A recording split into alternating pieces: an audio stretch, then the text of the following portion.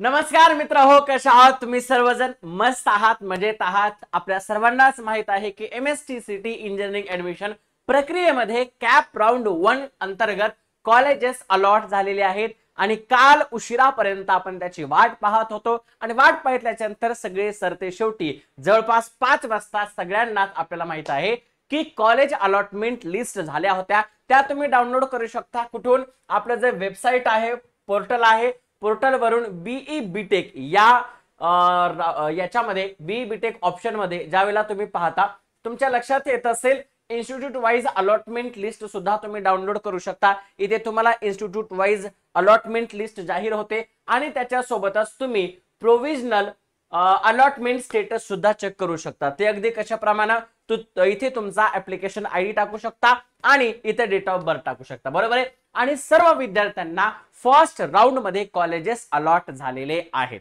अशा विद्यार्थ्यांना ज्यांना अलॉट झालेले नाहीत त्यांना कॅप राऊंड 2 मध्ये अलॉट होतील आणि अशा विद्यार्थ्यांना ज्यांना कॅप राऊंड 1 मध्ये कॉलेज अलॉट झालेला आहे, मात्र एक तर ते कॉलेज तुम्हाला ऍक्सेप्ट करायचं आहे, दुसरी गोष्ट ते कॉलेज तुम्हाला ऍक्सेप्ट नाहीये, बरोबर आहे. तुम्हाला दुसऱ्या कॅप राऊंड मध्ये पार्टिसिपेट करायचं आहे किंबहुना तुम्हाला हे कॉलेज मान्य नाहीये, बरोबर आहे. दुसऱ्या कॉलेजमध्ये पार्टिसिपेट करायचं आहे राऊंड मध्ये, किंवा असं आहे की मला हे तात्पुरतं मान्य आहे, मी याला काय करू शकतो, मला हे ठेवायचं आहे आणि तरी पण दुसऱ्यामध्ये पार्टिसिपेट करायचं आहे. अशा 3 मानसिकता आपल्यामध्ये तयार झालेल्या असतात, बरोबर आहे. कोणत्या तरी एका मानसिकतेमध्ये आपण असतो. मग आता कॉलेज तर भेटला आहे पण हे कॉलेज प्रोव्हिजनल आहे, म्हणजे काय तर हे तुम्हाला फिक्स करायचं आहे. मग कसं फिक्स करायचं आहे, काय करायचं आहे, आपण सगळ्या गोष्टी या व्हिडिओमध्ये बघणार आहोत. जर सेशन मध्ये तुम्ही नवीन असाल, जर तुम्ही चॅनलवर नवीन असाल तर चॅनलला सबस्क्राईब करा आणि व्हिडिओला लाईक करा, कारण प्रत्येक गोष्ट काउन्सिलिंग रिलेटेड ही तुमच्यापर्यंत आम्ही पोहोचवण्याचा प्रयत्न करणार आहोत, बरोबर आहे. आता आपण आलेलो आहोत सध्या वेबसाईटवर आणि वेबसाईटवर सगळ्यात महत्वाचं इथं एक पेज दिसत आहे, न्यू रजिस्ट्रेशन किंवा ऑलरेडी रजिस्टर. असे विद्यार्थी ज्यांनी कॅप राऊंड 1 मध्ये रजिस्टर केलं नव्हतं ते कॅप राऊंड 2 मध्ये पार्टिसिपेट करू शकतात आणि रजिस्ट्रेशन करू शकतात. अगदी इथं आपण बघूयात, सर्वांना कॉलेजेस अलॉट झालेले आहेत. आज 1 तारीख आहे आणि तुमच्याकडे 3 तारखेपर्यंतचा वेळ आहे कॉलेज ऍक्सेप्ट करायचा. आता सगळ्यात महत्त्वाची मुद्दा काय आहे, the candidate shall self verify the seat allotment made to him her in the cap round 1 by accepting declaration through his her login and certifying that his her claim related with the qualifying marks, category, gender, reservation, specific reservation, etc.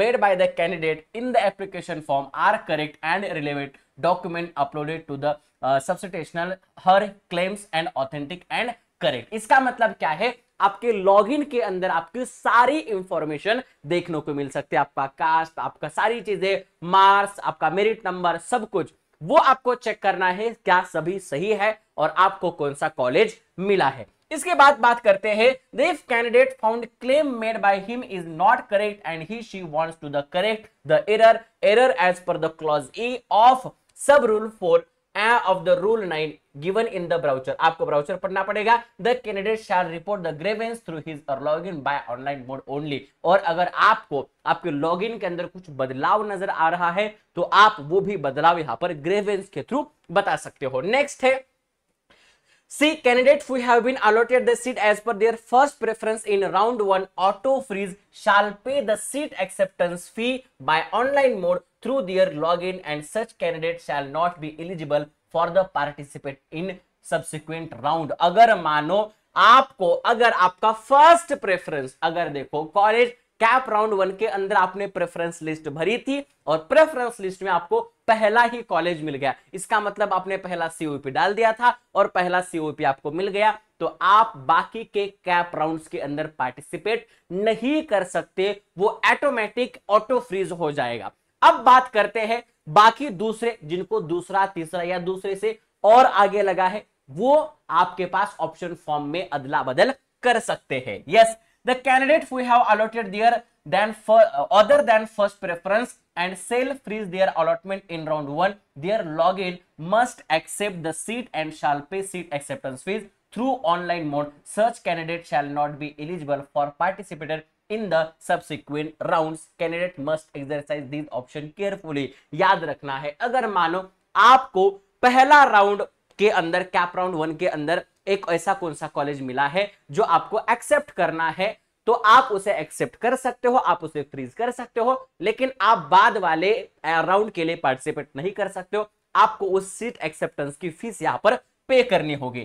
Candidate who have allotted other than first preference end want betterment in the subsequent round must claim the allotted seat in round 1 by accepting seat by choosing not freeze option or betterment and shall pay the seat acceptance fee through their login by online mode। और अगर आपको मानो college वो नहीं चाहिए या आपको उसी को ऐसे ही रखना है और दूसरे राउंड में पार्टिसिपेट करना है, तो आप इसे सीट एक्सेप्टेंस फी करके नॉट फ्रीज या बेटरमेंट के लिए जा सकते हैं। तो ये ऑप्शन आपको केयरफुली याद रखना है। इसके रिगार्डिंग हम एक ऐसा आज शाम तक वीडियो भी लाएंगे जिसके अंदर फ्रीज कैसे करते हैं, नॉट फ्रीज कैसे करते हैं, ये सारी चीजें हम आपको बताने वाले हैं। बट ये केयरफुली आपको एक बार इसी को पढ़ना पड़ेगा। अब बात करते हैं हमारे पास कुछ और इन्फॉर्मेशनल चीजें हैं, जैसे की यहां पर देखो है ना, मराठीमधून सांगितलेल्या गोष्टी आहेत त्या जागा वाटप झाल्यानंतर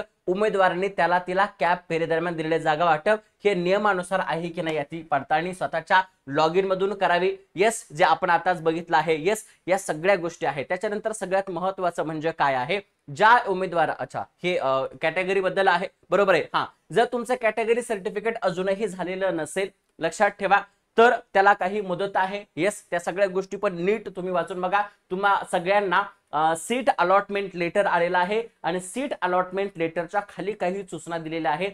या सूचना सुद्धा खूप महत्त्वाच्या आणि काळजीपूर्वक वाचायच्या आहेत। लक्षात ठेवा, गोष्ट महत्त्वाची आहे, कारण फक्त 3 ऑगस्ट पर्यंतच तुम्हाला वेळ आहे। त्याच्यामुळे स्वतःचं ठरवा, तुम्हाला फ्रीज करायचं आहे, नॉट फ्रीज करायचं आहे, बेटरमेंट करायचं आहे। यस, या सगळ्या गोष्टींचा अभ्यास करून विचार करून ही प्रक्रिया तुम्ही 3 तारखेपर्यंत पूर्ण करू शकता। आणि असे विद्यार्थी ज्यांनी आतापर्यंत फॉर्म फिल केलेला नाही कॅप राउंड 1 मध्ये, कॅप राउंड 2 मध्ये सुद्धा ते पार्टिसिपेट करू शकतात। काहीही अडचण असेल तरी तुम्ही कमेंट सेक्शन मध्ये प्रश्न विचारू शकता, त्याच्यासोबतच आमच्यासोबत संपर्क करू शकता। येस, भेटूयात पुढच्या व्हिडिओमध्ये, तोपर्यंत bye bye and all the best and congratulations.